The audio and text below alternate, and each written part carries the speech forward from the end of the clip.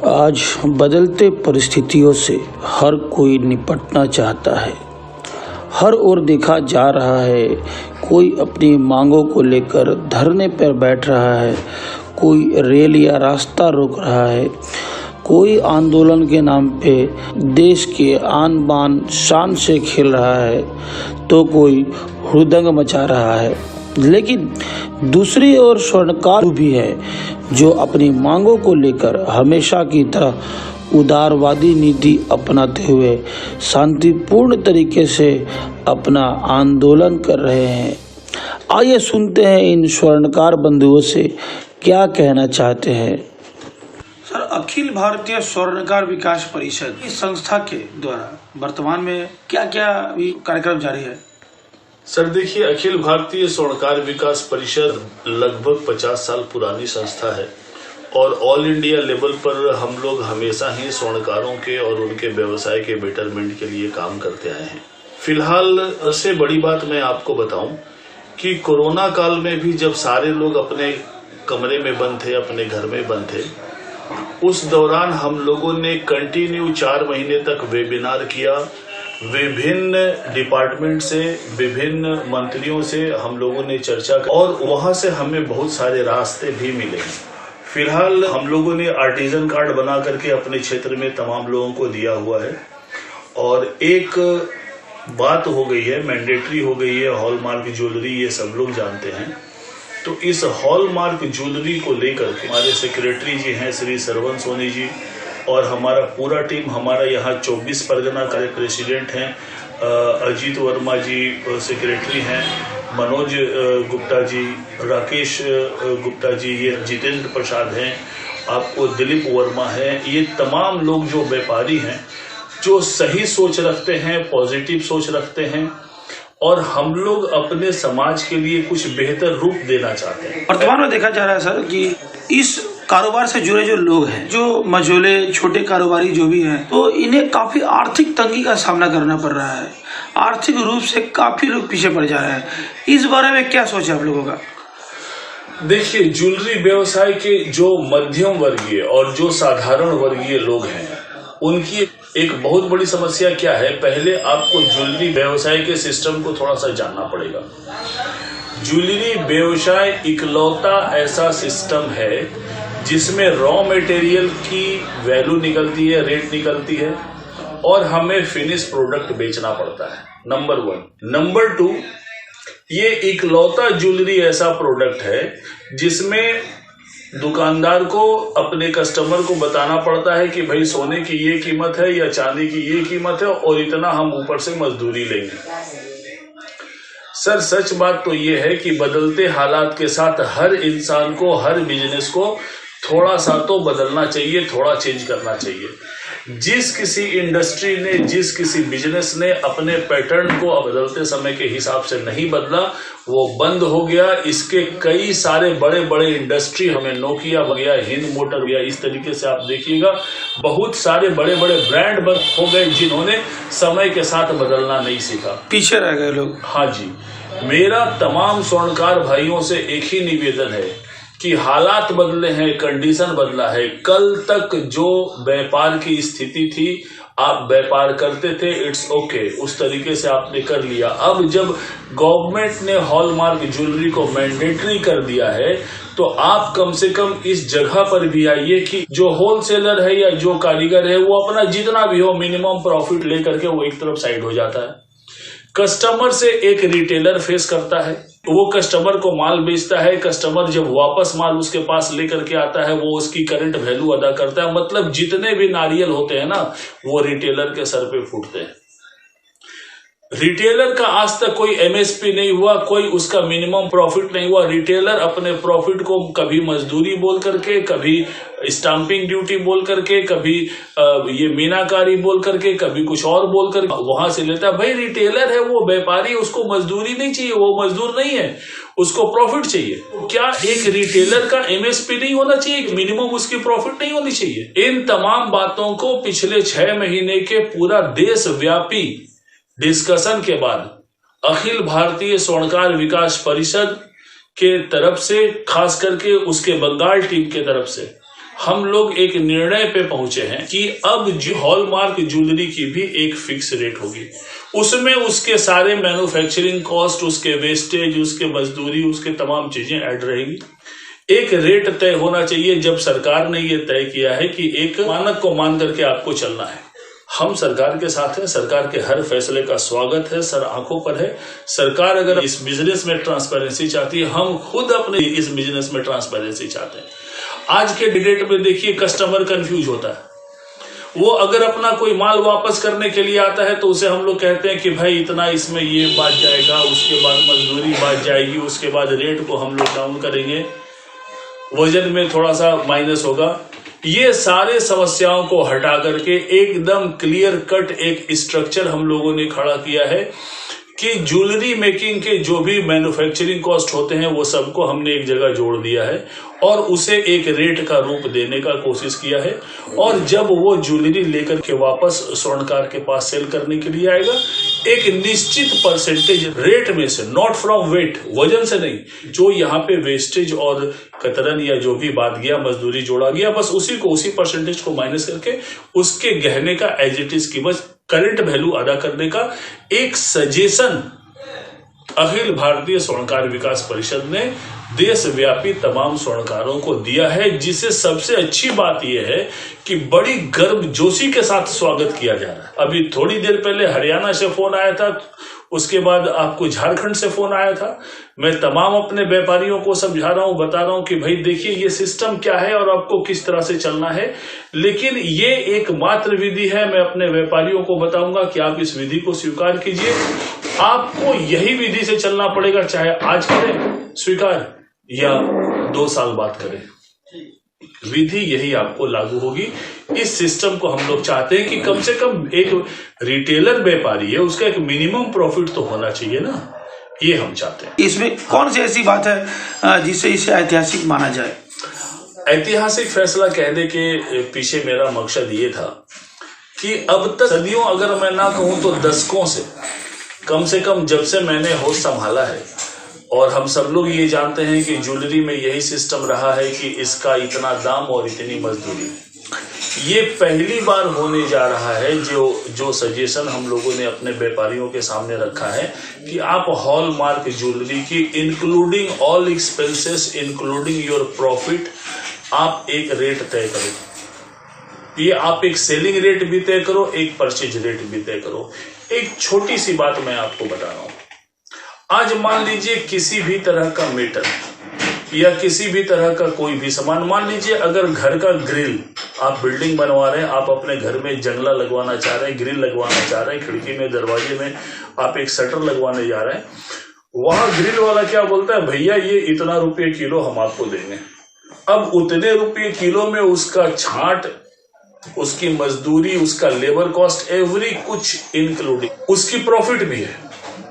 आप एक मजबूरी समझिए एक रिटेलर की कि उसे अपने प्रॉफिट को और मैन्युफैक्चरिंग कॉस्ट को कस्टमर को मजदूरी बोल करके लेना पड़ता है। किसी भी ज्वेलरी दुकान में जब कोई कस्टमर आता है और दुकानदार उसे रेट बताता है या उसके माल की वैल्यूएशन बताता है, तो वो दुनिया भर का बहस करता है कि भैया आपने कितना बात किया, आपने मजदूरी कितना बात किया, आपने रेट क्या लगाया, आपने ऐसा क्यों लगा दिया, उसने वैसा लगाया था। सोना एक प्रीशियस मेटल है, ये कभी भी इसको कैश होता है। और एक बात जरूर बोलना चाहूंगा, कस्टमर को भी समझना चाहिए कि एक ज्वेलर अगर अपने कस्टमर को ऐसा सामान देता है जिसे वो सारा जीवन उसे यूज करता है, उस ज्वेलरी को एंजॉय करता है, और अगर वो टूट भी गया तो टुकड़े टुकड़े में लेकर के ज्वेलर के पास आता है और ज्वेलर उसके ज्वेलरी का, उसके तमाम पीसेस का करंट वैल्यू उसे अदा करता है। तो सबसे पहले तो एक ज्वेलर के प्रति हर एक व्यक्ति के मन में एक सम्मान आना चाहिए। आप कितना महंगा आप गाड़ी खरीद लीजिए, आप फोन खरीद लीजिए, आप टीवी खरीद लीजिए, फ्रिज खरीद लीजिए, उसकी एक गारंटी वारंटी पीरियड होती है। एक ज्वेलर ही ऐसा है कि दादा का बेचा गया सामान पोता उसकी कीमत अदा करता है। तो इतना काम हम लोग करते हैं, एक ज्वेलर को सम्मान तो मिलना ही चाहिए। क्या उसे चोर बोला जाएगा? क्या उसे एक वाजिब प्रॉफिट नहीं दिया जाएगा? किसी संस्था ने, किसी ऑर्गेनाइजेशन ने कभी इस विषय को लेकर के डिस्कस नहीं किया।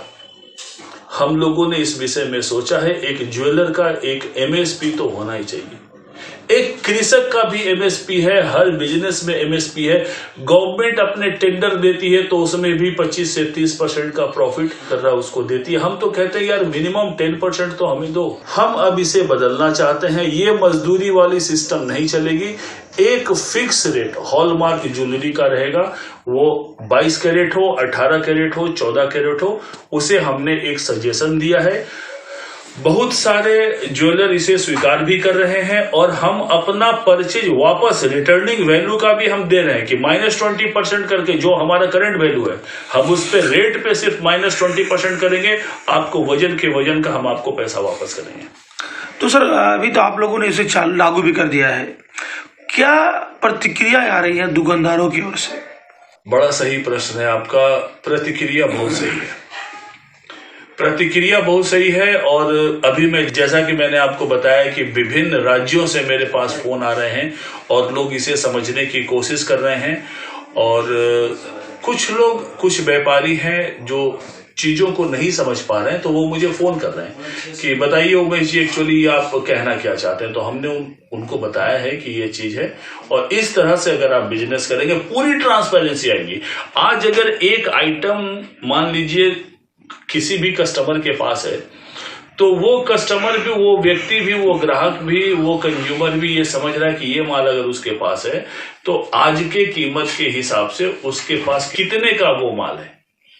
एकदम ट्रांसपेरेंसी कस्टमर के लिए भी है, एकदम ट्रांसपेरेंसी व्यापारी के लिए भी है। और इससे मैं एक बात बताऊं, उन लोगों को जो लोग 17%, 22%, 25% की मजदूरी लेते थे, उन लोगों को थोड़ी परेशानी होगी क्योंकि इसमें मजदूरी बहुत लिमिटेड रखा गया, 10% के करीब का जोड़ करके उसमें ऐड किया गया है। वेस्टेज प्लस मजदूरी मिला करके अराउंड 15 to 20% जोड़ा गया है। और यही जो 20% अभी जोड़ा गया है, जो मैन्युफैक्चरिंग कॉस्ट जोड़ा गया है, वो मैन्युफैक्चरिंग कॉस्ट हम लोग परचेज करते समय उसको हम लोग माइनस करते हैं। बड़ा सिंपल है। कुछ बड़े ब्रांडेड ज्वेलर्स को परेशानी हो सकती है, लेकिन हम लोग मध्यम वर्गीय और साधारण वर्गीय ज्वेलर, जो गली मोहल्ले में, छोटे छोटे कस्बे में जो ज्वेलर बैठे हुए हैं, उनके बेनिफिट के बारे में हम सोचते हैं कि उनका परिवार कैसे चलेगा, उनके घर का चूल्हा कैसे चलेगा। सर अगर गली मोहल्ले का ज्वेलर नहीं बचेगा ना, तो ये जितने बड़े बड़े होलसेलर है ना, इनका भी कुछ नहीं चलेगा। क्योंकि ये जितने भी होलसेलर हैं, वो चाहे कोलकाता हो, मुंबई हो, या चाहे जहां की भी मंडी हो, ये गली मोहल्ले के दुकानदार ही उनके पास जाते हैं, अपना माल खरीदते हैं। कोई ब्रांडेड ज्वेलर उनसे अपना माल नहीं बनवाता। ब्रांडेड की अपनी खुद की मैन्युफैक्चरिंग यूनिट होती है। तो मैं तो बोलूंगा कारीगर हो, होलसेलर हो, जो भी हो, सबको इस क्रांति में शामिल होना चाहिए। और एक बहुत ही स्पष्ट बात मैं बोलूंगा, हालांकि मुझे कुछ मैसेज आए हैं फोन पर, मैंने देखा है सोशल मीडिया में कि कुछ लोगों ने उसका ऑब्जेक्शन किया है। तो ये जो लोग ऑब्जेक्शन किए हैं, मुझे लगता है कि कहीं ना कहीं उनको वो हवा मिठाई एक होता नहीं है, वो खिलाते रहे अपने स्वर्णकार भाइयों को। कभी कुछ सॉलिड करके दिया नहीं, कभी कुछ बढ़िया किया नहीं, तो हो सकता है उनको अपना धरातल हिलता हुआ दिखाई दे। अगर ये भी नहीं है तो कम से कम उनकी सोच बहुत ही निगेटिव है। अगर वो वाकई में अपने आप को कहते हैं कि हाँ मैं स्वर्णकार समाज का अग्रणी हूं या मैं स्वर्णकार समाज को गाइड करता हूं, तो सबसे बड़ी बात यह है कि चीज को समझिए। नहीं समझ में आता, मैं बोलता हूं कि आप मुझे बुलाओ, across the table, let us sit across the table, हम लोग बैठ करके बात करते हैं। आपको बात समझ में नहीं आती है, मैं आपको समझाता हूँ। जिसने जिंदगी में कभी कुछ नहीं किया वो आदमी इस तरह की बातों का विरोध करता है, तो करते रहे, हम कोई फर्क नहीं पड़ता। सर हम लोगों ने ये सोच लिया है कि हमें बांटने का नहीं, हमें जोड़ने का काम करना है। हमें अपने समाज को, अपने स्वर्णकार भाइयों का, अपने व्यवसाय को हम एक ऐसा प्लेटफॉर्म देना चाहते हैं। नो डाउट सरकार ने बहुत सारे कानून बनाए, बहुत सारे नियम बनाए, लेकिन इस नियम के साथ ही उसने बहुत सारी फैसिलिटी भी दी है। वो फैसिलिटी ग्राउंड लेवल तक आता नहीं है। उस तमाम बातों की जानकारी, उसका तमाम इंफॉर्मेशन हम अपने स्वर्णकार भाइयों को दे रहे हैं। किसी को बुरा लगता है तो लगे, लेकिन लेने वाले लोग तो ले रहे हैं। सबसे बड़ी बात यह है कि बंगाल से उठा एक खबर, और बंगाल क्या मैं बोलूंगा बैरकपुर से उठा एक न्यूज, एक क्रांति। आज सारे देश में लोग उसे पसंद कर रहे हैं, उनके व्यापारी पसंद कर रहे हैं। तो मुझे याद आता है 1857 का, जब मंगल पांडे ने बैरकपुर से ही आजादी के क्रांति की शुरुआत करी थी। सर, ये स्वर्ण व्यवसाय में एक नया कानून आते हुए देखा जा रहा है, जहां पर स्वर्णकारिता यानी स्वर्ण का आभूषण का व्यवसाय करना चाहते हैं तो आपको BIS का लाइसेंस लेना जरूरी हो जाता है। ऐसी स्थिति में कैसे मदद पहुंचाएंगे आप लोग दुकानदारों को? मैं आपको सही बात बोलूं, BIS का कानून अगर गवर्नमेंट ने लागू किया है और इसे मैंडेटरी किया है तो ये बहुत अच्छा है। मैं तो कहूंगा कि चांदी पे भी गवर्नमेंट मैंडेटरी कर ले। जो स्वस्थ तरीके से बिजनेस करना चाहता है वो हमेशा चाहेगा कि हम अपनी प्यूरिटी को मेंटेन करके चले, हम अपने सिस्टम को मेंटेन करके चले। ग्राहक अगर पैसा दे रहा है तो हमें उसे माल देने में क्या तकलीफ है सर? मैं तो बोलूंगा कि सरकार को चाहिए कि ये जो उन्होंने डेट बढ़ाया है 16 जून से आप सोने और चांदी दोनों में ही मैंडेटरी कर दो, हॉलमार्किंग एकदम कर दो, कंपलसरी कर दो कि बिना हॉलमार्किंग का ना सोना बिकेगा ना चांदी बिकेगा। गवर्नमेंट के इस थ्योरी से हम लोग जो हेल्दी सोच के जो दुकानदार हैं, जो बिजनेस के लॉन्जिविटी को ले जाना चाहते हैं, जो हम लंबे समय तक बिजनेस ले जाना चाहते हैं, हम जो चाहते हैं कि आज जो प्लेटफॉर्म, जो गद्दी, जो शोरूम, जो दुकान हमने बनाया है, हमारा आने वाला जनरेशन उस दुकान पे बैठे, तो एकदम हॉल मार्किंग बहुत जरूरी था। We all support it. हाँ, अब यहाँ एक प्रश्न है कि गवर्नमेंट ने मात्र 3 पॉइंट दिए हैं, 22 कैरेट, 18 कैरेट और 14 कैरेट। इसमें कुछ पॉइंटेज बढ़ाना चाहिए क्योंकि बहुत सारे कस्टमर हैं, वो उनका अपना अपना बजट होता है, वो उसके हिसाब से काम करना चाहते हैं। तो इसमें थोड़ा सा और बढ़ाना चाहिए, जैसे कि 20 कैरेट का भी माल होना चाहिए। ये हम गवर्नमेंट से रिक्वेस्ट कर सकते हैं, हम उनके सामने अपनी बात रख सकते हैं, क्योंकि स्वर्णकार एक इकलौता समूह है जिसने कभी अपने डिमांड रखने के लिए ना रास्ता रोका, ना रेल रोका, ना सड़क रोका, ना कहीं तोड़ फोड़ की। सुनार अगर अपनी डिमांड रखता है तो वो अपनी दुकान बंद कर लेता है। देश को क्षति नहीं पहुंचाता। सरकार को सोचना चाहिए, हम हमेशा सरकार के साथ हैं। स्वर्णकार आप कभी भी कह दीजिए कि स्वर्णकार ने कभी रेल रोका, कभी रास्ता रोका, कभी कहीं पे कोई धरना दिया, कुछ नहीं। अगर हमें अपना एजिटेशन दिखाना होता है, अगर हमें अपना आंदोलन दिखाना होता है, हम अपनी दुकान खुद बंद कर लेते हैं, जाओ हम नहीं कमाएंगे। हम देश के विरुद्ध नहीं है। जो लोग देश प्रेमी है, समाज प्रेमी है, व्यक्ति प्रेमी है, जो एक ऐसा सामान देता है ना जो इंसान के जीवन भर काम आता है, उसकी पूंजी रहती है, वो उसे एंजॉय करता है और जब वापस करता है तो उसे उसकी करंट वैल्यू दी जाती है और कोई गारंटी पीरियड नहीं है, लाइफ टाइम गारंटी। आपने 4 जनरेशन पहले खरीदा हुआ है, आज भी आप लाएंगे, हम आपको उसकी वही कीमत अदा करेंगे। और एक बात मैं आपके चैनल के माध्यम से ये बताना चाहूंगा कि BIS के तरफ से हम लोगों ने एक कैंप रखा हुआ है जिसमें जिन लोगों का अपना हॉल मार्किंग का रजिस्ट्रेशन नहीं है वो डायरेक्ट उस कैंप में आकर के अपना हॉल मार्किंग का रजिस्ट्रेशन एकदम हैंड टू हैंड ले सकते हैं। संग संग उनको मिल जाएगा, ऑनलाइन उनका रजिस्ट्रेशन होगा। प्लस तमाम व्यापारी भी वहां रहेंगे। उस दिन हम लोग वहां पे काकीनाडा में ये कार्यक्रम हम लोग कर रहे हैं, जिसे एक्चुअली पूरे बैरकपुर सब डिवीजन का, मतलब फ्रॉम काचरापाड़ा टू बैरकपुर सारे व्यापारी वहां पे मौजूद रहेंगे। मेरा आप तमाम व्यापारियों से ये निवेदन है कि अगर अपने दुकान का हॉल मार्किंग का लाइसेंस बनवाना है, सुबह 10 बजे से RS भवन, न्यू कार्ड रोड, काकीनाडा ये प्रोग्राम होगा। आप आइए, वहां पे अपना लाइसेंस बनवाइए और 2:30 बजे से हमारी एक मीटिंग होगी। उस मीटिंग में तो मैं चाहूंगा कि ज्यादा से ज्यादा लोग व्यापारी आए।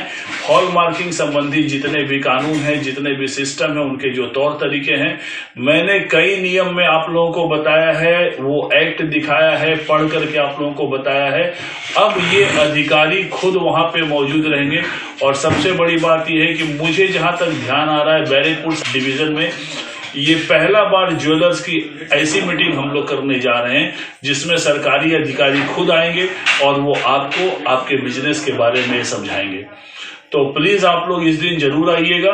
आप लोग आइए और इस मीटिंग में भाग लीजिए, ऑफिसर्स की बातें सुनिए और जो व्यापारी अपने दुकान का लाइसेंस लेना चाहते हैं वो सुबह 10 बजे से लेकर के 2:30 बजे तक प्रॉपर डॉक्यूमेंट्स के साथ आए। अगर डॉक्यूमेंट की जानकारी आपको चाहिए कि डॉक्यूमेंट क्या क्या लगेगा, तो ये मेरा नंबर नीचे दिया जा रहा है, इस नंबर पे आप मुझे कांटेक्ट कर लीजिए और मैं आपको बता दूंगा कि क्या क्या डॉक्यूमेंट लगेगा जो आपको लेकर के आना है।